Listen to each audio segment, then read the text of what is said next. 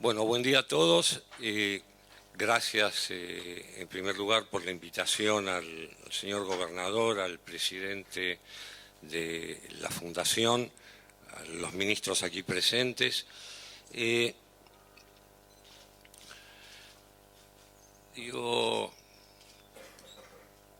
sé, el dólar mañana va a costar, bueno, dicen sentido del humor, bueno, ahí estamos. Si digo cuánto va a costar el dólar mañana, no queda nadie acá. Se van todos. Pero bueno, hablando un poquito en serio, porque lo que nos convoca es un tema serio. Mario me dio el pie para marcar un poco qué es lo que está pasando en el mundo en algunos temas que tienen que ver con cuestiones estructurales. Una de las cosas estructurales que pasa en el mundo es que la gente, a medida que cambia de situación social, a medida que la gente sale de la pobreza y se constituye en la clase media baja, esa gente tiende a comer más proteína animal que proteína vegetal. El caso de China es muy revelador. En China el consumo por habitante de carne vacuna 20 años atrás era de 1 kilo y ahora es de 3,4 kilos. La diferencia es toda la producción argentina de carne de un año, para que uno entienda a qué tipo de números estamos sometidos. Los chinos comían 8 kilos de pollo por habitante por año, ahora comen 12. Comían 22 kilos de cerdo, ahora comen 30. Y la soja para engorde de ganado, donde se consumían 12 millones de toneladas por año, ahora se consumen 68. Es otro mundo. Es un mundo distinto al mundo que va de 1929 al 2002. No es más el mundo donde un tractor cuesta cada vez más en términos de kilos de carne o en términos de toneladas de trigo. Es al revés, como dijo en su momento un economista joven y talentoso, Lucas Liach, hoy en el mundo 1 kilo de lomo vale más que 1 kilo de Audi. Y me pareció francamente interesante.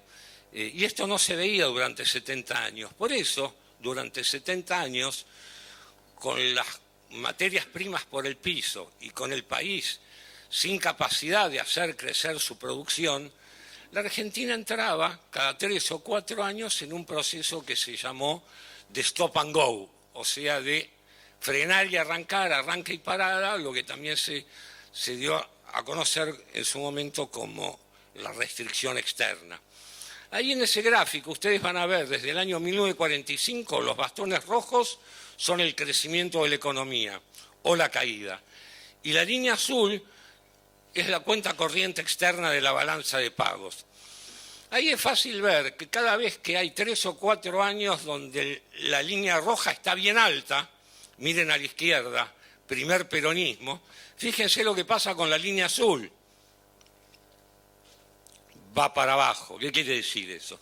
Quiere decir eso que en el crecimiento basado en el consumo, en la medida que la oferta de exportaciones era rígida, que Argentina producía siempre la misma cantidad de granos, la misma cantidad de carne y exportaba eso, cuando arrancaba un ciclo de desarrollo o un ciclo de desarrollo basado en la inclusión social y en el progresismo, o si uno quiere, dado que estoy en este ámbito, un ciclo nacional y popular, digo, para no tener que pelearme políticamente con nadie, porque digo, por ahí hablo de progresismo y también me quedo sin audiencia en 5 minutos, acá no estoy seguro, bueno, hay que ver.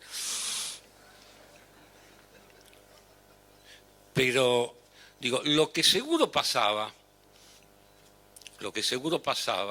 es que la Argentina arrancaba con un proceso donde reconocía derechos esenciales, derechos sociales, aparecía la jubilación, aparecía la justicia social, aparecía la justicia distributiva, con todo eso subía el consumo y como la estructura económica argentina es una estructura completamente abierta al mundo. Piensen ustedes en la industria, nosotros decimos que tenemos industria automotriz. Y de los autos que se fabrican en la Argentina, el 70% de los componentes son importados. O sea, la industria nacional en Argentina tiene un componente altísimo de insumos importados. De modo que cuando arrancan los ciclos de aumento del consumo, si usted no acompaña, si el país no tiene la capacidad de acompañar con el crecimiento de las exportaciones, a los 3, 4 años, recurrentemente el país se quedaba sin dólares.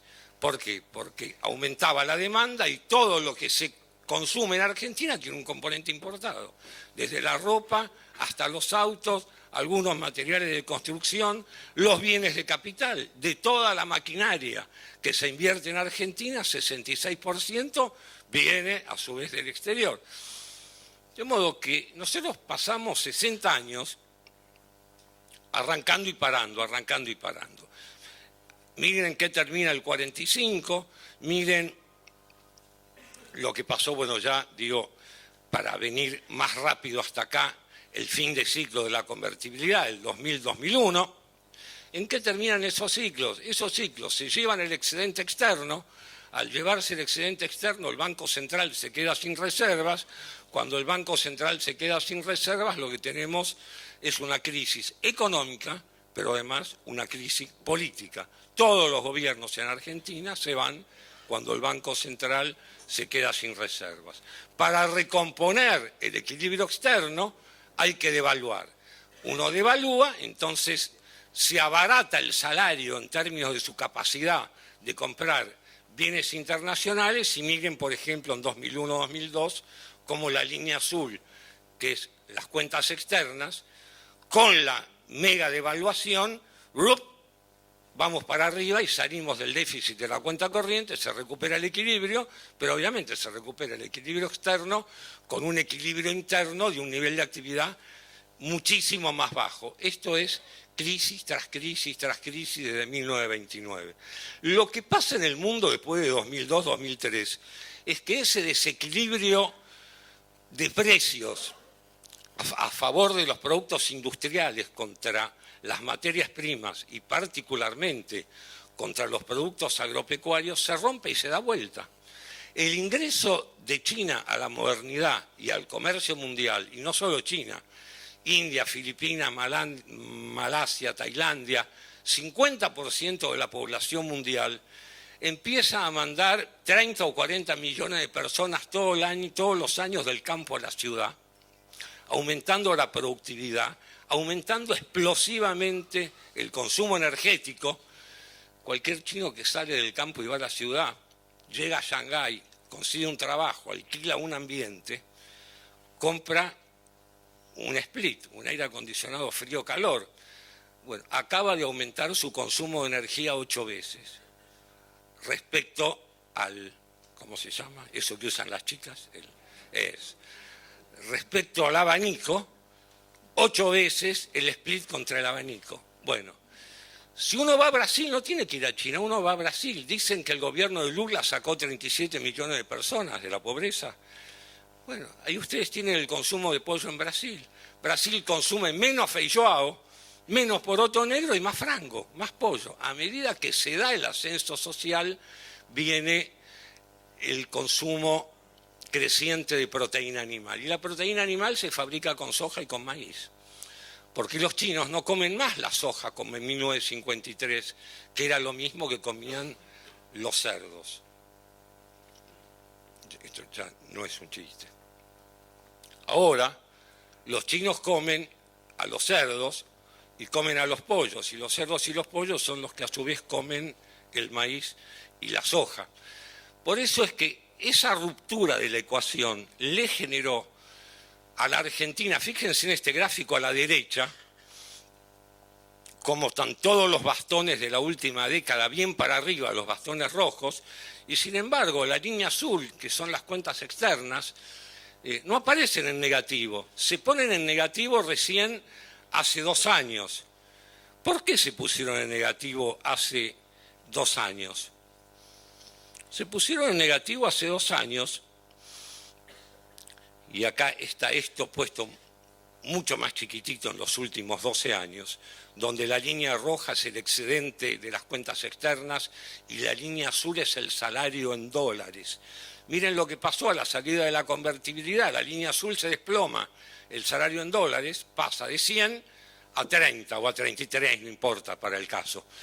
Y de ahí empieza a subir la famosa década ganada, que efectivamente para los trabajadores y para los sectores humildes nadie puede dudar de que haya sido esto una década ganada.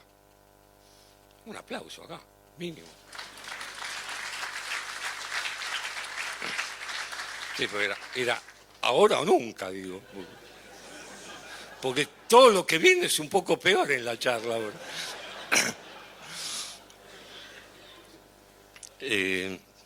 Fíjense, en el año 2009 el gobierno pierde las elecciones en medio de la peor sequía de 50 años, donde la producción agrícola pasa de 92 millones a 62, en medio de la crisis de Lehman Brothers, no era tanto la subprime, sino la crisis posterior, la de 2008, se desplomaron 30% los precios de las materias primas, teníamos la gripe A, estábamos en una recesión brutal, el gobierno pierde las elecciones. Y el gobierno tiene un plan, dice, yo no quiero perder más las elecciones. Entonces, para no perder más las elecciones, su plan es levantar el salario en dólares de vuelta, dejar el tipo de cambio más o menos quieto, aquí está, 2010 y 2011, ahí está el dólar, son los cuadraditos rojos, ¿se ven? Y los azules son los sueldos en dólar, son los sueldos de las paritarias. Año 2010, el dólar se mueve 4%, los salarios 29%. Año 2011, el dólar se mueve 8%, ¿lo ven ahí? ¿Se ve bien? Y los salarios 36%. Bueno, o sea, el salario en dólares aumenta 50%. Para mucha gente esto parecía normal. Eran cosas que se podían hacer desde la voluntad política. Bueno, no se pueden hacer. Mejor dicho, se pueden. Y de hecho terminaron con un éxito político sensacional. Terminaron con 54% de los votos después de 2 años de crecimiento exponencial. Pero fíjense en el gráfico este que les estaba mostrando, cuando la línea azul va para arriba, miren lo que pasó con la línea roja, que son las cuentas externas. Se desplomaron desde 8.000 millones positivas a la zona de 2, 3 o 4.000 millones de dólares anuales negativas. Porque, ¿qué pasó? Los salarios crecieron tan fuerte, con el dólar quieto, arremetieron en la demanda de todos productos que son casi todos importados. La energía, 1.800.000 aire acondicionado frío-calor por año en la Argentina que compran los sectores populares. Usan electricidad. 700, 800.000 autos por año, duplicación del parque automotor en 8 años. 4 millones de motos, todo eso usa, la producción energética. No subió, mejor dicho, la de energía eléctrica sí, pero la producción de combustibles no subió, sino que más bien cayó. El país que tenía excedente de energía en la zona de 2.000, 2.800 millones de dólares por año, ahí lo ven en los cuadraditos verdes, cómo pasamos en 2010 de 2.000 millones de dólares de superávit energético a 2.800 negativo y en 2013 a 6.200 negativo. El atraso cambiario además generó un boom de turismo al exterior. Los argentinos somos nacionalistas, muy nacionalistas cuando el dólar se pone caro, ¿vio? Cuando está barato, pegamos la vuelta al mundo, 1 o 2, depende si agarramos un feriado puente, podemos dar 2 vueltas en el mismo fin de semana.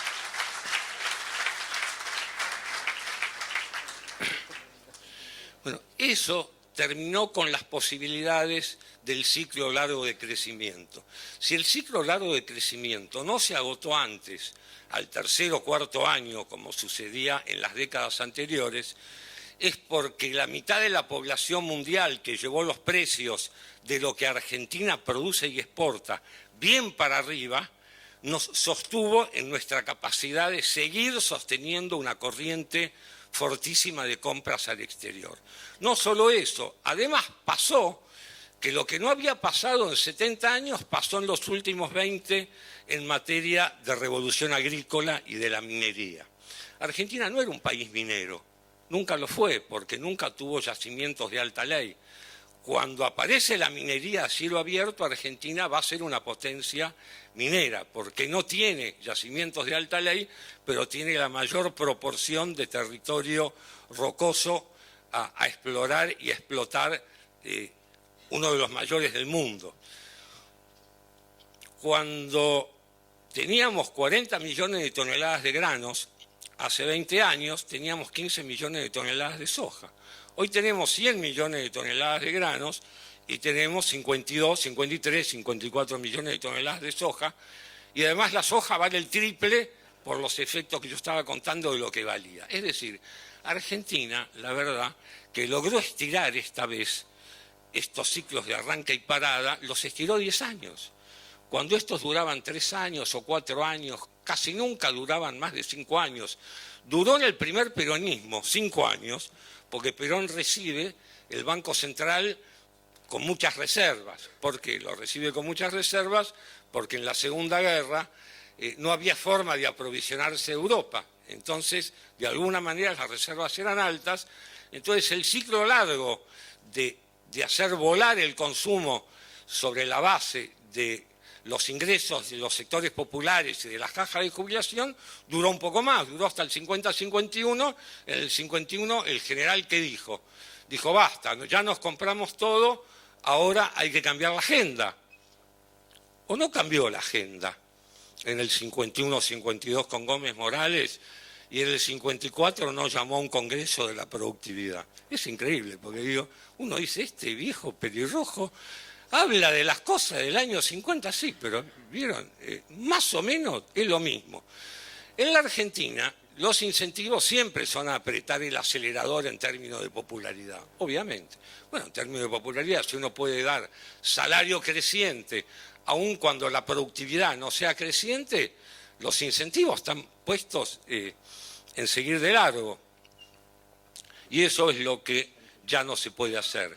Cuando uno entra en la zona de déficit del sector externo, o uno financia ese déficit con la cuenta capital, con crédito, con financiamiento, como hablaba hace un rato Mario, o si no se tiene que ajustar. Hay muchos países que tienen déficit, siguieron de largo, Brasil siguió de largo, tiene crédito, tiene 3 puntos de déficit en la cuenta corriente externa, lo financia con ingresos de capitales. Australia hace 25 años que tiene un déficit de 3 a 4% en la cuenta corriente externa de la balanza de pagos y tiene una corriente de inversiones que viene de Asia, sistemática, permanente, que le permite financiar ese déficit en la cuenta corriente. Igual hay que ver dentro de 50 años quién va a gobernar Australia, digamos, ¿no? Si el primer ministro australiano o la corriente de inversiones asiáticas que está entrando desde hace 25 años. Piensen ustedes que hoy la tecnología de la navegación ya está bastante acelerada, pero en 40 años uno va a cruzar el Pacífico en jet ski. Digo, o sea, no es lo mismo que hoy. No es lo mismo que hoy. Entonces, también ahí hay un tema, cuando uno habla de la inversión externa, hay un tema de balanceo. La inversión externa directa que sirve es la que aumenta capacidad productiva. Pero mucha de la inversión externa directa, tal cual se contabiliza, es compra de empresas nacionales por empresas extranjeras, que a veces aumenta capacidad productiva porque trae otra corriente de inversiones y a veces no. Entonces, digo, nosotros tenemos una década que llegó, yo diría, con bandera a cuadros en lo que se propuso, que era pasar del hiperdesempleo a la zona cercana al pleno empleo, 7,5%, 7,5% de desempleo, de los cuales 2 o 3 puntos es de gente que no sabe trabajar, no es por falta de pedido de personal de las empresas. Hoy las industrias que quieren tomar personal especializado tienen problemas muy serios en conseguirlo, tienen problemas serios en conseguirlo. En la Argentina hay mucha gente que sabe manejar un martillo y poca gente que sabe manejar un martillo neumático. Mucha gente que sabe manejar una pala y poca gente que sabe manejar una retroexcavadora. Digo, no quiero seguir poniendo ejemplos, pero nosotros vinimos de la zona del 20-25% de desempleo en 2002 hasta el 7-7,5% en la actualidad. Venimos de la pobreza de 50 o 55, mire, no me quiero pelear con nadie, a la mitad, digamos, por llamarlo de alguna manera, en la zona del 20 y pico por ciento, algunos dicen 28, dicen 23, pero digamos, estamos ahí. Todavía estamos altos, pero claramente acá lo que hubo es una normalización de la actividad económica. Esa agenda, de alguna manera, si uno la quiere volver a empujar con el consumo, si uno la quiere volver a empujar fuertemente, tiene un problema. Y el problema es que estamos en déficit externo. Ahora, si uno la prolonga, porque dice, dame 2 o 3 puntos de financiamiento externo por año y yo puedo seguir con el déficit en la cuenta corriente. Bueno, Estados Unidos se financia emitiendo los Benjamin Franklin, digamos, ¿no es cierto? Que le funcionan casi como un pararrayo, yo diría. Pero si uno consigue el financiamiento, uno puede seguir. Uno gasta 2 o 3 puntos más de lo que produce todos los años y lo financia. Hasta que algún día alguien va a pagar ese exceso de financiamiento o ese exceso de endeudamiento que lo preocupa al mundo entero y sobre todo al mundo desarrollado y que nos contaba Mario. 80% de deuda pública a PBI en Estados Unidos, Alemania más de 60%, Italia 120%, bueno, Grecia pasó de largo, ¿no, Mario? Grecia está tratando de llegar a 140 desde 220, etcétera, etcétera. Pero el problema que hay en la salida de esta situación en el mundo no es solo el endeudamiento del Estado, no es solo la deuda pública estatal, es también la deuda privada. Este gráfico muestra cómo evolucionó la deuda de los hogares en Estados Unidos desde 1952. Y está en porcentaje del PBI, fíjense que llega a 99, ¿ven que dice 99 ahí con una pelotita blanca? En el año 2008, justamente cuando hace eclosión la crisis. ¿Vieron ahí que hay todas unas líneas verdecitas? ¿Las ven a las verdecitas? Esos son los irlandeses. No está el embajador acá, ¿no? Esos son los irlandeses. Porque mire que Estados Unidos arranca con una deuda de los hogares de 52 puntos del producto en el año 85 y llega a 100 puntos del producto en 2008. Irlanda arranca con el 52%, igual que los norteamericanos, pero en 2002 y en 2008 también llega a 100. Ese era el milagro irlandés, ese es el que alguno una vez le aconsejó a la señora presidenta que mire cómo era el milagro irlandés. Bueno, ahí está el milagro irlandés. Vayan a verlo ahora, tiene 35% de la vivienda desocupada, el país. Digo, no hay atajos. El desarrollo económico, no se genera en 6 años, en 7 años, en 8 años. Uno puede llegar en tren bala al pleno empleo, pero el desarrollo es un tren lechero, es otra agenda.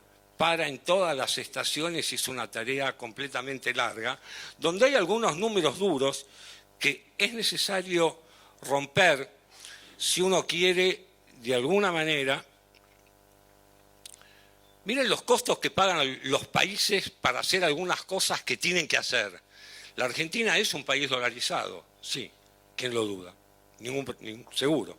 Desde 1950 a 1955 la gente ahorra básicamente en otras monedas. ¿Por qué la gente ahorra en otras monedas? No, porque he escuchado muchos que dicen que nosotros no somos tan patriotas como los brasileros. Digo, patriotas, nos sacaron la moneda 20 veces y cada vez que dejás la plata a plazo fijo 5 años en un banco, cuando volvés te alcanza para comprar, no lo voy a decir. Cuando había cospeles, uno decía un cospel de subte, digamos. Fíjense lo que tuvo que hacer Brasil 20 años para tener una moneda nacional. Nosotros queremos ser patriotas, queremos tener una moneda nacional y bueno, ahí hay que encarar. Uno no puede tener una tasa de interés, que el ahorro en pesos sea la mitad que la tasa de inflación. Tampoco puede ser el doble o el triple, pero uno tiene que poder ahorrar en la moneda de su propio país y defender su capacidad adquisitiva. Este gráfico de Brasil es terrible. Porque el gráfico de Brasil, la línea roja es la inflación, 20 años. La línea azul es la tasa de interés, al doble que la tasa de inflación todo el tiempo, y los bastones celestes es la tasa de crecimiento del PBI. Resumen de 18 años, crecieron 2,8% de promedio. Ni BRIC, ni tigre asiático, ni nada de nada. Propaganda, digo. La inflación fue 6,4 de promedio y la tasa de interés 16,7. Yo no voy a decir que yo tendría el mismo esquema de política económica para mi país, pero lo que no tendría seguro es el opuesto. No tendría una tasa de inflación del 16,7 y una tasa de interés del 6,4. Eso seguro que no, seguro que no. Brasil reconstruyó y construyó una moneda nacional y para eso pagó un costo gigante, 20 años creciendo un par de puntos menos de lo que hubiera podido crecer. ¿Está bien, está mal? ¿Era la solución o no? Hoy tiene una moneda nacional. Vaya usted a Brasil a hablar de dólares y la gente no es más patriota. El que se quedó con dólares se fundió en 2002 cuando Lula era comunista, frente a los que estaban bien informados, ¿vio? Era comunista. Y el real valía 3,60.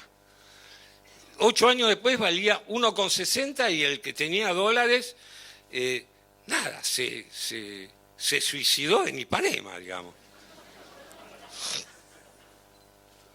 Pero acá sí que hay una agenda. Si uno mira algo largo, algo hay que hacer. Algo hay que hacer para que la moneda nacional vuelva a ser no solo medio de cambio, unidad de cuenta, sino también reserva de valor. Digo, es básico, son cosas básicas para normalizar la economía. Pero además, cuando uno mira el mundo, uno dice, che, yo quiero crecer más. Yo venía creciendo al 6, algunos años al 8, con las nuevas cuentas nacionales dicen que en realidad crecimos al 6 de promedio. Es un crecimiento altísimo, en el mundo esas cosas no existen. Ahora, crecimos al 6 con una tasa de inversión a PBI de 17%. ¿Qué es una tasa de inversión a PBI? Te voy a hacer caso, Gustavo, voy a tratar de explicar para que se entienda. Es lo mismo cuando uno tiene una empresa, uno gana 100 pesos, si reparte de dividendo los 100 pesos, uno no crece nunca, ¿no? Digo, ¿en base a qué va a crecer? Si uno reparte nada y reinvierte todos los dividendos, la empresa crece mucho más. La tasa de inversión a PBI es lo mismo. Si el país reinvierte más de lo que produce o reinvierte menos, su capacidad para crecer es mucho mayor en un caso que en el otro. Ahí tienen todos los ejemplos. China, Corea del Sur, Chile, Estados Unidos, Brasil, Argentina. El bastón celestito clarito es el crecimiento anual promedio de 22 años. China 10,2, Corea 5,1, Chile 5,2, Estados Unidos 2,5, Brasil 2,9, Argentina 3,6. Y el bastón azul es lo que invierten, de lo que producen. China invierte 42%, Corea 32%, Chile 24%, Estados Unidos 21%, Brasil 18%, Argentina con las nuevas cuentas nacionales 17%. Hasta que cambiaron las cuentas nacionales, el número anterior era 22, 22,5%. Pero además, cuando uno abre a la inversión y mira cómo se compone, en el caso de Argentina el 60% de la inversión es construcción. Y a su vez 60% de la construcción es construcción residencial. Y equipamiento productivo son 7 puntos y pico. Más material de transporte, los camiones estaremos en 8%, 9%. Si nosotros seguimos invirtiendo 9% entre equipamiento productivo y material de transporte, ni Scioli presidente lo arregla. A ver si se entiende. No se puede arreglar eso.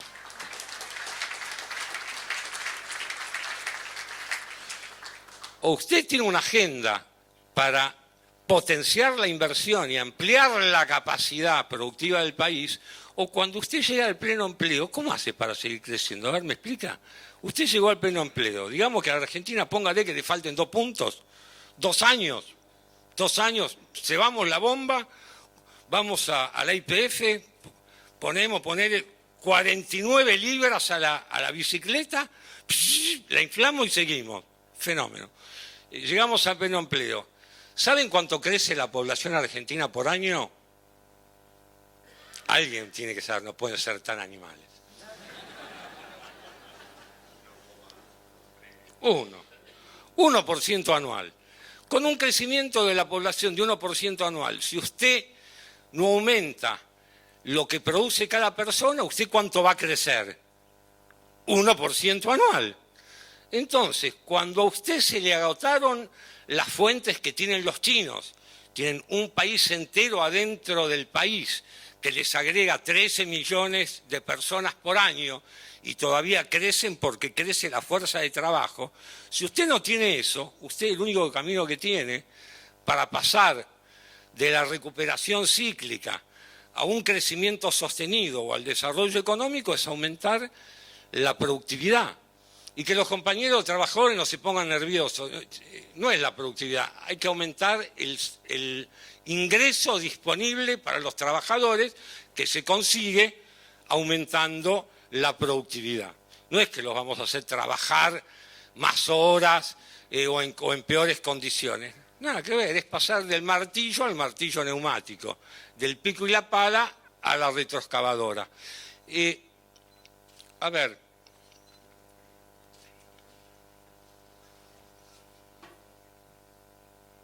Gracias.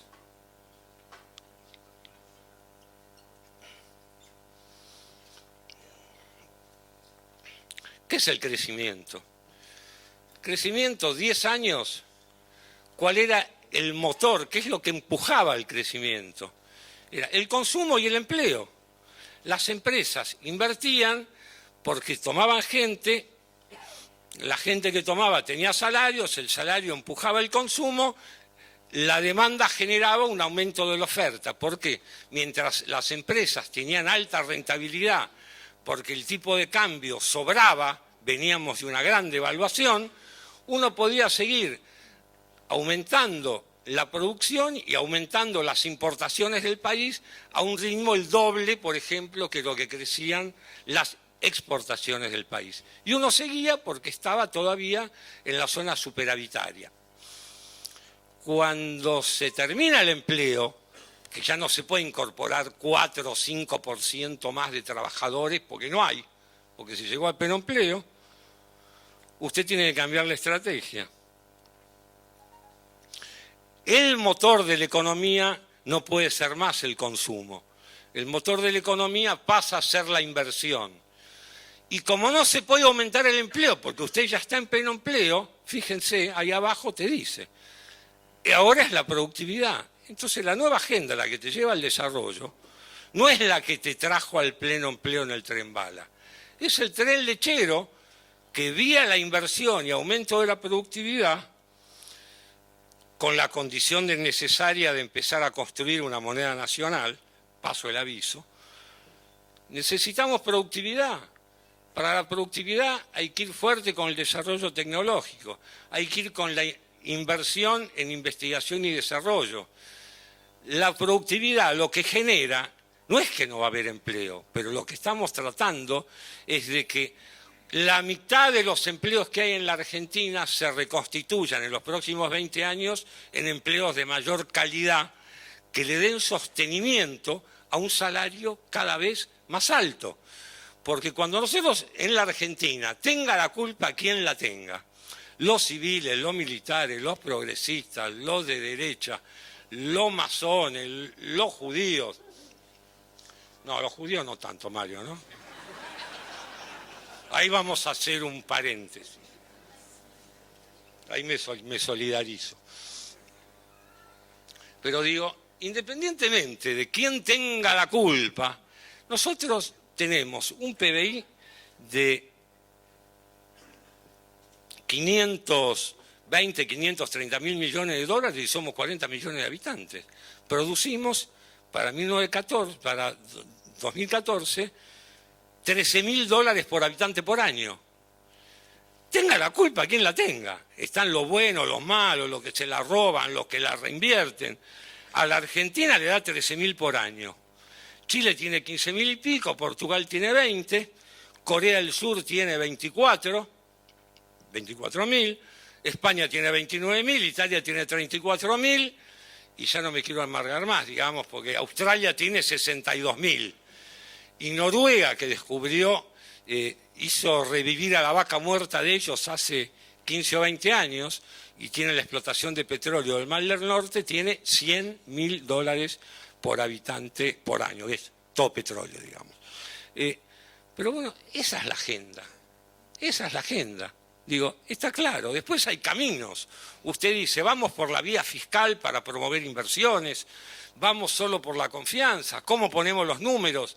Eso forma parte de un programa de desarrollo que no es el objetivo, digamos, de ser tratado en esta instancia. Pero lo que está claro, acá tiene que haber una agenda para la reinversión de las pymes. Tiene que haber una agenda para la reinversión de las pymes. Te gusten o no, hay 100.000 empresas o 120.000 empresas pequeñas industriales, de verdad, no solo talleres, porque con talleres son, ¿cuántas? 180.000. Bueno, ahí tiene que haber un incentivo clarito y una línea de decisión de invertir, invertir, invertir, invertir.